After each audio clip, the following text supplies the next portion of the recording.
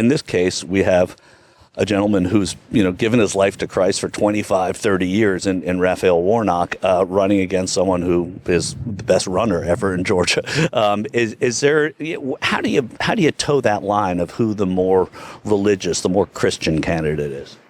Well, I see Warnock as more of a charlatan than a man of God, personally, just by the way he conducts himself and the money he takes from George Soros and people like that. So I've got no problem supporting Herschel. This Republican supporter thinks that this man, you don't know him from the school of Ricky Bobby, is more astute and pious than Raphael Warnock, the literal pastor. The fact of the matter is that the Raphael Warnock and Herschel Walker race was a prime example of conservatives leveraging a specific congressional race and playing into their own twisted version of congressional representation and identity politics. Conservatives prop up a puppet candidate like Herschel Walker to feign an image of an integrated conservative front and distract from the destructive practices that conservatives have internalized that make a collective black conservative caucus infeasible in America. It's literally not Democrats that are deterring black people from being conservatives. It's literally Republicans. Conservatives do that all on their own. But with such divisive and bigoted politics, you can't win elections. And so it becomes a prerogative of the Conservative Party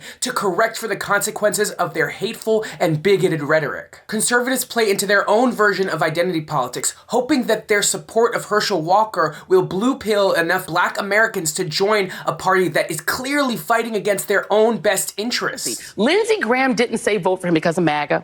He said vote for him so we can prove we're not racist. Yes. That was his main selling point. He's saying, didn't say vote for him because he would do great things in the Senate, he would get abortion rights, he would do these policy things. He said vote for him because it would make young black folks around the country want to be Republicans, it would inspire people of color to be Republicans, and it would prove we're not racist. But he did. Well, that's a hell of an argument to make. The strength of Herschel's candidacy was his familiarity, particularly when it comes to the large black voting bloc in Georgia. But because of his relative wealth and status and his arguably dim nature, Walker becomes a powerful and accessible tool for the Republican Party, able to manipulate him and his image to leverage black voters and black support for a party that has no interest or no cares for that constituency. Herschel Walker can barely put a sentence together.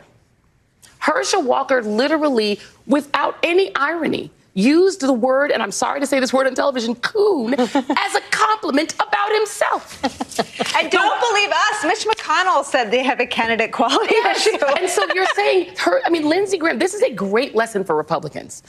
The answer to solving your demographic problem is not to put forward a candidate like this of such low quality. It's an insult to black people, and they felt insulted. And it's a testament to what the Conservative Party really believes about the black voters in America, that they're dumb and that they don't deserve a candidate that is actually going to fight for them. And we know that at the core of the Republican Party sits bigoted politics that absolutely has no interest or care for the needs of people of color or marginalized communities in America. This is Adrian Costa, The Breakdown. Make sure to like, comment, and subscribe, and check back for more videos. See you guys soon.